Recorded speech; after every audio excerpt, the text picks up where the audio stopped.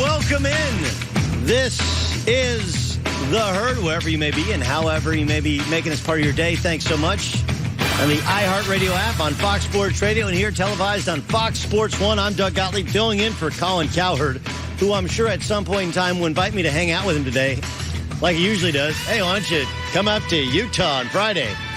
Because I'm filling in for you, big boy. Appreciate the invite, though. Oh, but did he miss the smorgasbord of topics we have today, including LeBron James? The gift that keeps giving. The gift that keeps giving. So I don't know why David Griffin did it. Maybe it's to steal from Carmelo Anthony, who was on TV today, trying to deny what everybody knows to be true, speaking his truth. It's a bit odd that David Griffin, who is employed in the NBA as a general manager now with New Orleans Pelicans, who just pulled off a blockbuster deal to trade with Rich Paul, LeBron James, LA Lakers, Anthony Davis for all the guys LeBron didn't want, airs out at least some form of dirty laundry in his work that helped secure a championship for LeBron James in Cleveland. But he did, and we will reap the benefits of it. Thank you very much. So apparently, it ain't all that much fun to work with LeBron James. This has been uttered by people in Miami. When he left, there were hard feelings. It wasn't a sullen goodbye. This has been uttered by Phil Jackson, who talked about how much Miami still didn't really like the culture that LeBron James brought to Miami and how he fought how Pat Riley wanted to run that organization. It's why we were told Kyrie Irving left Cleveland. Not because of playing with LeBron James, but everything that went into playing with and for LeBron James. It's why Kevin Durant, early in this last season, said, hey, thanks, but no thanks. I don't want to play around LeBron James because it's an environment filled with toxicity. So David Griffin sat down with had two different parts to it. One was Sports Illustrated.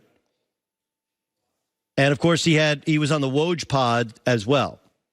But the Sports Illustrated article has some money quotes. Quote, everything we did was so inorganic and unsustainable. Frankly, not fun. I was miserable. Literally, the moment we won the championship, I knew I was going to leave. There was no way I was going to stay for any amount of money.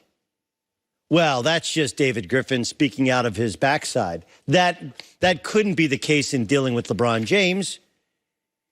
He's most people's greatest player in the generation and some people's greatest player of all time. It has to be fun to finally win a championship for LeBron and for the city of Cleveland, especially David Griffin, who, by the way, is from Cleveland. Right? Magic Johnson had a good time working with LeBron, right? Remember when Magic Johnson decided to quit the last day of the season with the Lakers? He did mention how much fun it was.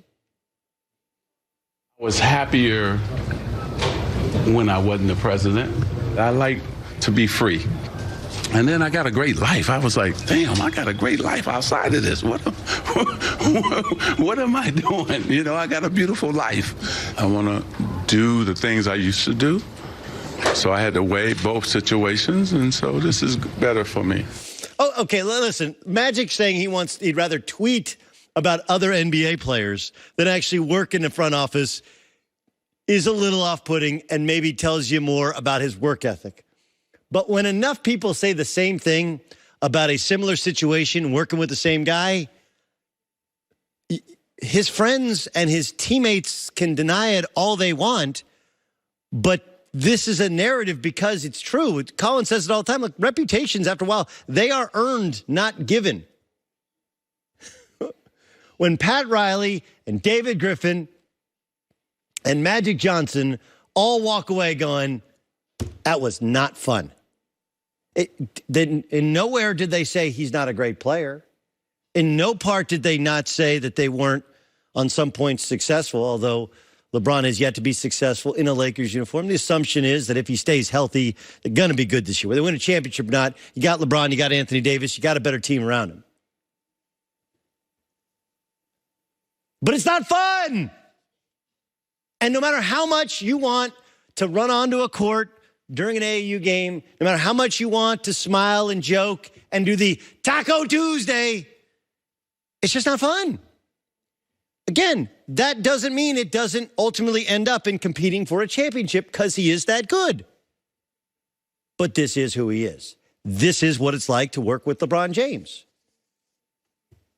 People are bothered by the quote that David Griffin gave them when he said, it's everyone else's fault. Everyone. Irving, you still had Kevin Love.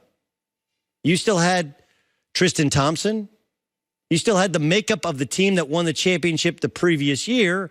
LeBron James was the guy who was bested by Kevin Durant at the same position, even going back to his last year with the Cavs.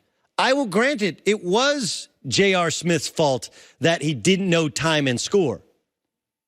But as I said on this very set at the time, LeBron James' body language when they went to overtime in game one was one of, I can't believe I'm working with idiots. I can't believe he does, which is not what you're supposed to do as a leader. You're supposed to do, hey, it's okay. Next play. Let's keep going. Get your heads up. Instead, he was done. He was finished.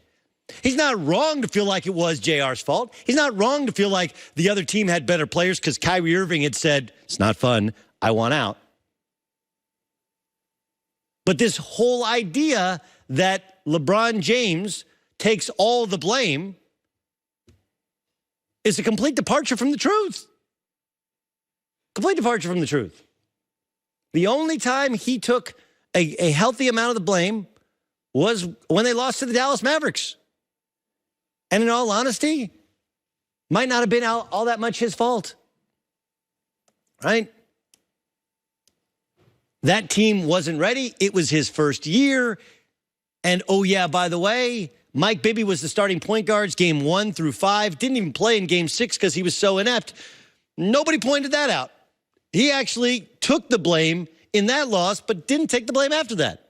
When they lost the final time to the Spurs, it was not LeBron's fault. Dwayne Wade's aged. Roster's not good enough around him. And so he left and went to Cleveland. I'm not sure I know the win here for David Griffin. You're still in the league. Rich Paul is close friends with his client and longtime friend LeBron James. So you're going to have to do business with Rich Paul. So that also means there's no reason for him to have to lie. And that's probably why he said it. I'm tired of lying. And if you actually read the quotes and the context of the quotes, he talks about how they won a championship and he was bawling, crying because he knew there was no way he was coming back. Because the process, the inorganic way in which they were doing it was unsustainable. David Griffin is saying, yeah, I had to do the Tristan Thompson deal. I had to do the J.R. Smith deal. I had to do the Kevin Love deal. Long-term deals that weren't good deals, that weren't good business, that in his heart of hearts he knew would not prolong the run of the Cleveland Cavaliers. But he had to work with the ego of LeBron James, the desire to only work with certain people. I don't want to work with David Blatt. I don't want to play with that player. LeBron operates in a world in which he doesn't even have to say what he wants. He is the king of being passive-aggressive. So you have to try and read his mind. He's surrounded by sycophants who won't tell him the truth. Even his tweet yesterday, after this David Griffin story came out, shows you how passive-aggressive he is. Enough is enough. The throne has been played with too much. And I ain't for horseplay. Ether coming soon. I don't know what any of that means. Does anyone know what any of that means? A lot of emojis.